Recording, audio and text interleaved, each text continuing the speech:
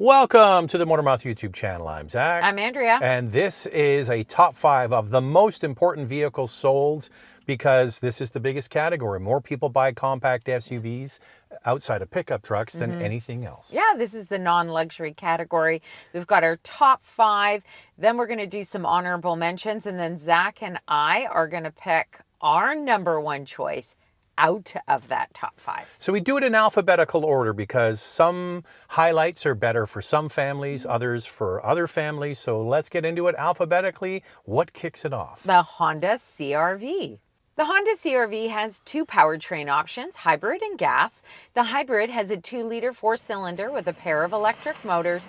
It's matched to an e-CVT and has a combined 204 horsepower and 247 pound-feet of torque. Standard all-wheel drive in Canada. Front-wheel drive and all-wheel drive options are available in the US. The base gas engine is a 1.5-liter turbocharged 4-cylinder matched to a CVT, 190 horsepower and 179 pound-feet of torque.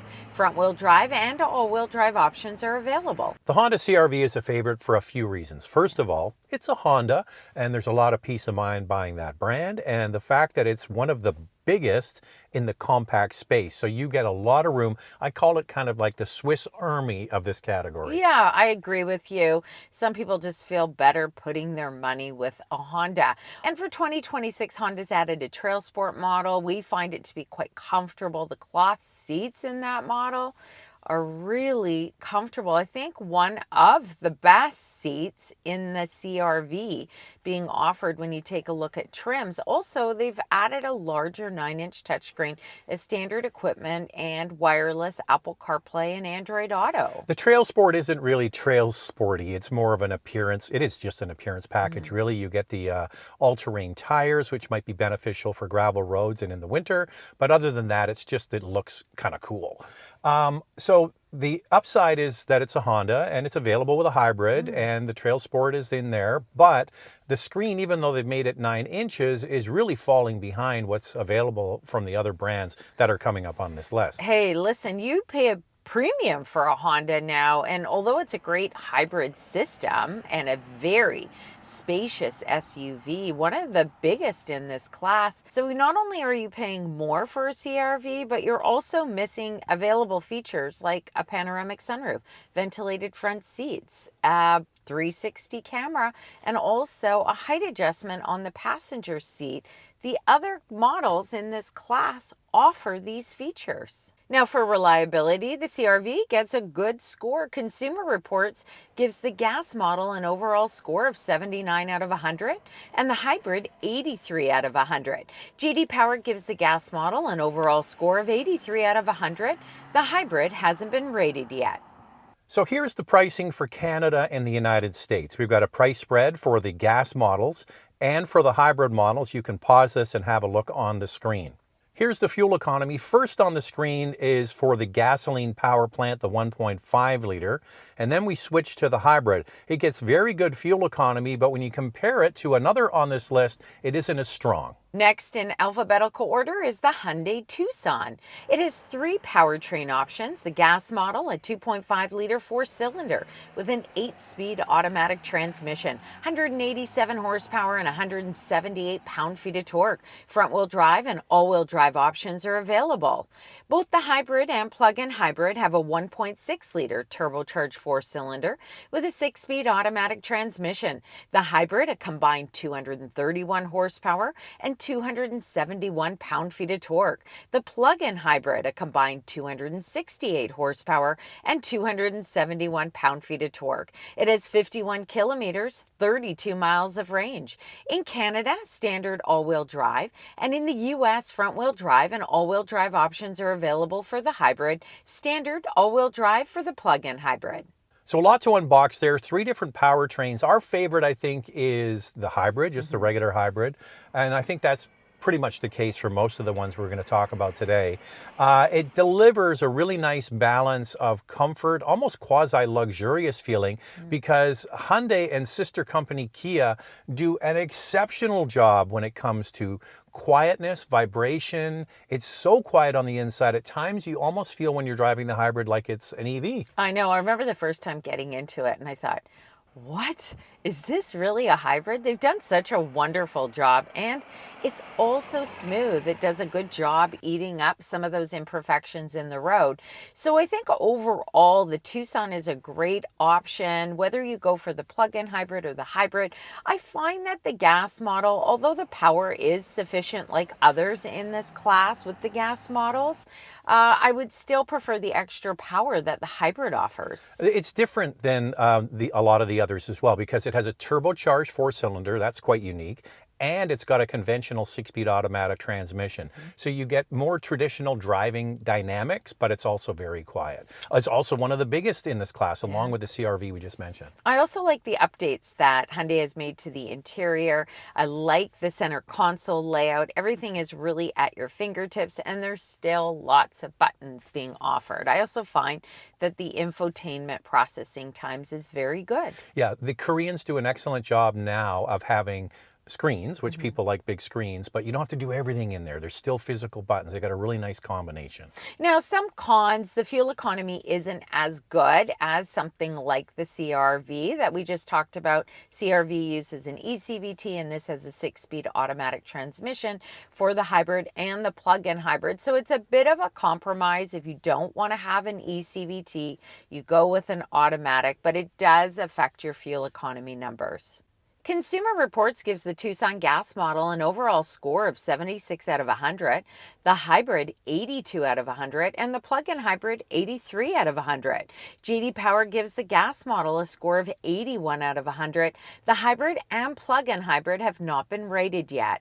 So you can pause this at any time and have a look at the numbers yourself for the gas, hybrid, and plug-in hybrid for both Canada and the US, and the spread in pricing for each. Up first is the fuel economy for the gas model. When you look at the hybrid, it gets good fuel economy, but not as good as others on this list.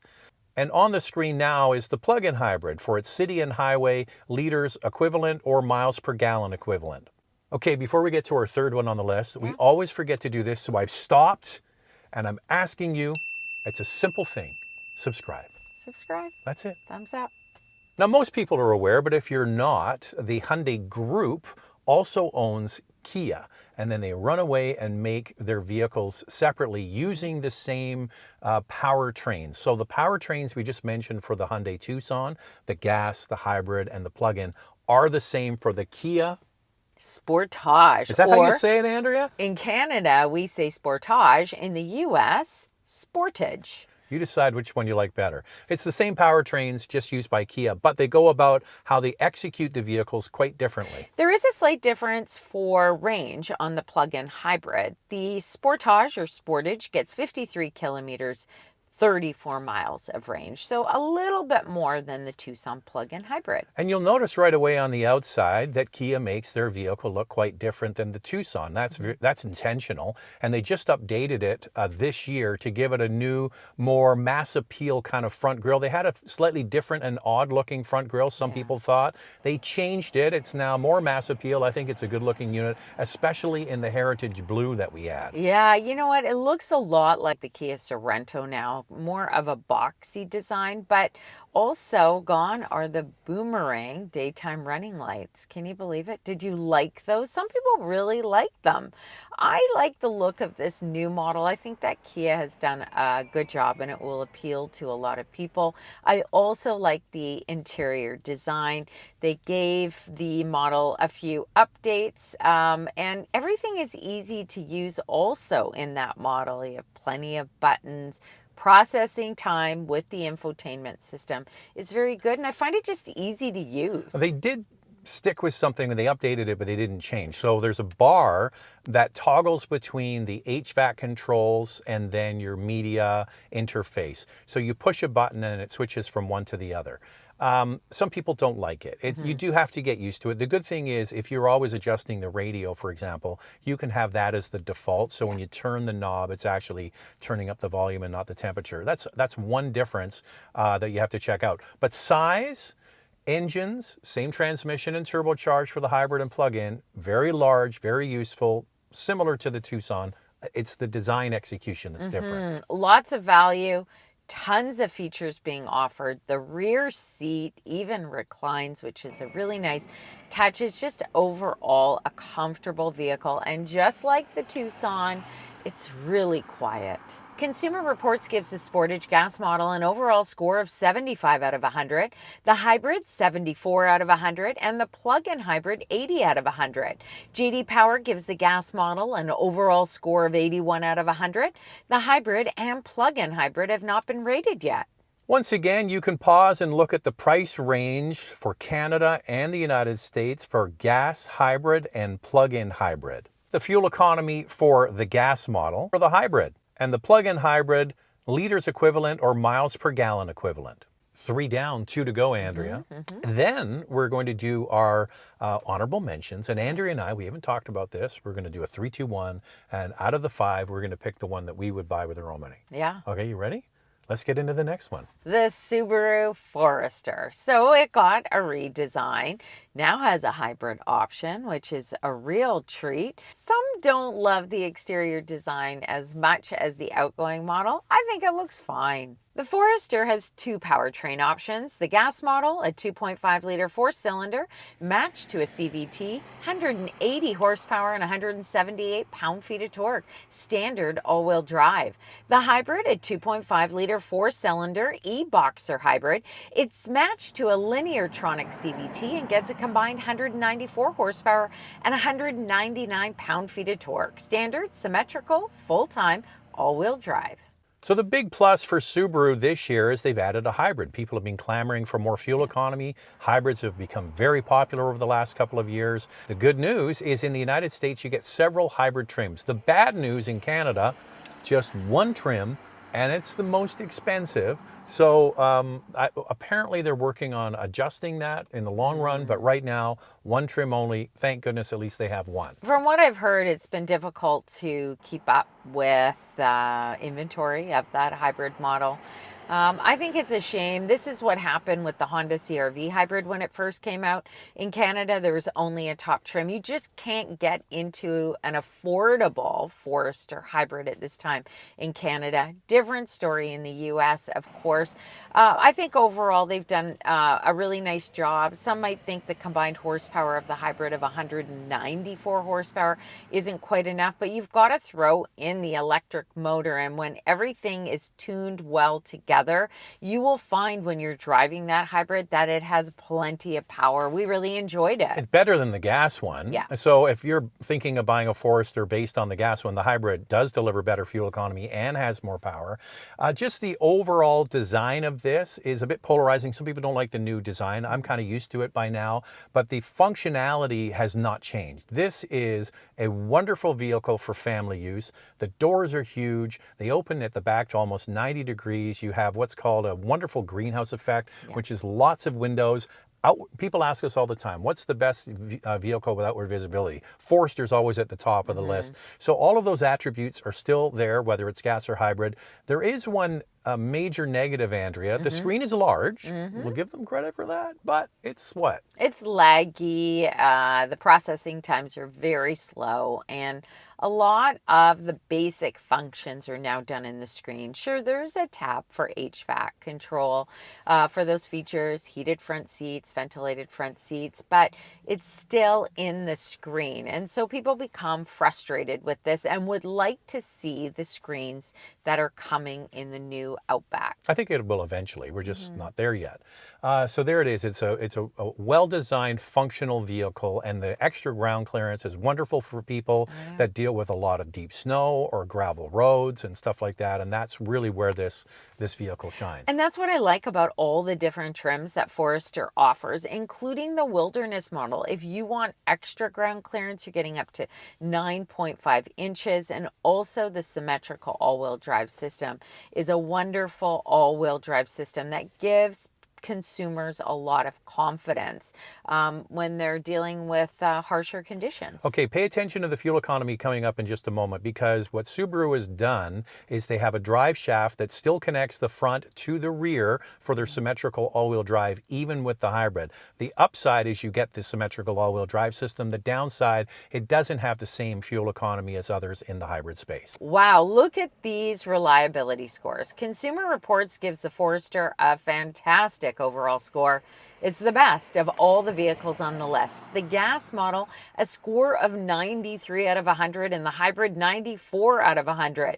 JD Power gives the gas model an overall score of 84 out of 100. JD Power has not rated the hybrid yet. Same thing with this Subaru Forester. You can pause and have a look at the price spread for the gas and hybrid in Canada and the United States. Here's the gasoline fuel economy for the 2.5-liter four-cylinder engine.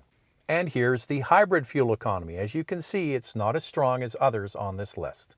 Now we're coming to our last vehicle on our top 5 in the compact class, but make sure you stick around after. We're going to have honorable mentions, but we're also going to have our pick. All right, up next, it's Toyota with the RAV4. The all-new RAV4 is offered in 2 electrified powertrain options, a hybrid and a plug-in hybrid. Gone is the gas model for 2026. The hybrid has a 2.5-liter four-cylinder matched to an e-CVT. It has the 5th generation hybrid system and gets a combined 236 horsepower. In Canada, standard all-wheel drive. In the US, front-wheel drive and all-wheel drive options are available. The RAV4 plug-in hybrid has a 2.5-liter four-cylinder. It's matched to an e-CVT and gets a combined 324 horsepower. It uses the 6th generation plug-in hybrid system with 2 electric motors. It gets 84 kilometers, 52 miles of range. The GR Sport a little less, 77 kilometers, 48 miles. And the Woodland model in the US, you get a plug-in hybrid option. We do not have that option in Canada. 49 miles of range, standard all-wheel drive. So to be clear, the Toyota RAV4 is the king of this category in terms of sales. It is the best-selling passenger car in Canada and the United States. When you remove pickup trucks out of the equation, it's the best seller. And it has been for many years for many reasons. First of all, they have a broad spectrum of pricing, and they have so many different trims. Andrea mentioned several of them there. And there seems to be a RAV4 for every budget. And now, because it's only sold as a hybrid and a plug-in, they're going to get snapped up in even bigger numbers. And although we don't have 2026 pricing yet because Toyota hasn't announced it, that base model hybrid in Canada starts at under $40,000 and under $33,000 in the US. It offers you the best value. If you want to get into a hybrid at an affordable price point, the RAV4 is the one on the list that's going to offer that. Not only for 2026 have they improved power, they've also improved the plug-in hybrid range. That's a big deal for some people. And also now it has DC fast charging capability. They also improved the NVH, the noise, vibration, and harshness into the cabin. A major complaint previous model was that it was kind of noisy. It's improved. It's not best in class. I still think the Koreans do a better job, but it is improved. The size is the same. It hasn't changed. We were given an indication that the pricing isn't going to move too much. So when we do the pricing in a moment, it'll be 25 pricing, but maybe just a slight increase for this latest model. It's the same size as the old one, and it does feel a little short in terms of pizzazz in the interior. Yeah, although it has an updated infotainment system now, the processing times do seem faster. It's still that practical interior that Toyota offers. I do think they could have spiced it up a bit, but people are buying the RAV4 for the space it offers, the extra towing capacity for the hybrid, like best in class for the hybrid. Fuel economy. Fuel economy Price. is a huge one. Price.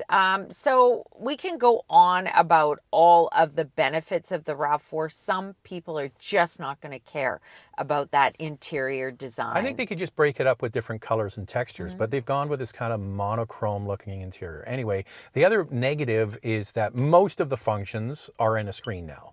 That's a trend we've seen in the industry, and they're pushing everything into the screen. Some people will not like it and not get used to it. Most people will, but there it is. The RAV4 checks still a lot of boxes. Oh, for sure. And also people are disappointed that it didn't get bigger. They actually wanted more front row legroom. There's some bigger people that wanted to get into the RAV4 as well as second row legroom. Cargo capacity has increased a little bit, but not a ton. One real positive is that the RAV4, whether you get the hybrid or the plug-in hybrid, you get a temporary spare tire. That's a big deal for consumers. Now, the new model hasn't been rated yet for reliability, but the 2025 RAV4 gets an overall score of 81 out of 100 from Consumer Reports. The plug-in hybrid, 88 out of 100, and the gas model, 76 out of 100. J.D. Power gives the 2025 RAV4 gas and hybrid an overall score of 79 out of 100. The plug-in hybrid has not been rated. Have a look at the pricing for both the hybrid and the plug-in hybrid for Canada and the United States. So here's the fuel economy for the XLE all-wheel drive, kind of the most popular model. This has best-in-class fuel economy. If you compare it to the others on this list, much better. And also the plug-in hybrid fuel economy, liters equivalent per 100 kilometers or miles per gallon equivalent is on the screen, and it is also best in class. So there it is. It's our top 5 for 2026. Yeah, type below. Let us know what you think. Would that be your top 5? Or would you add some, take some away? Type below. So let's get into our honorable mention. So one of the biggies that I can't wait to drive, and I think you feel the same way, Zach, is the Mazda CX-5. It's bigger. It's spacious. But I gotta get in it and drive it. Yeah, they carried forward the old powertrain with a new, bigger platform. It might be a little slower. We're gonna have to wait until we drive it, but it sure looks good. It's got a beautiful interior, so that one is an honorable mention. Might make the list next year. Next up on the list is the Mitsubishi Outlander. We're actually fans of the Outlander for the gas, and it's available with a plug-in hybrid that gets very good fuel economy. So it's definitely one to consider. And the nice thing about the Outlander is it comes standard with 3 rows of seats on all trims. They're just teeny weeny little seats for kids.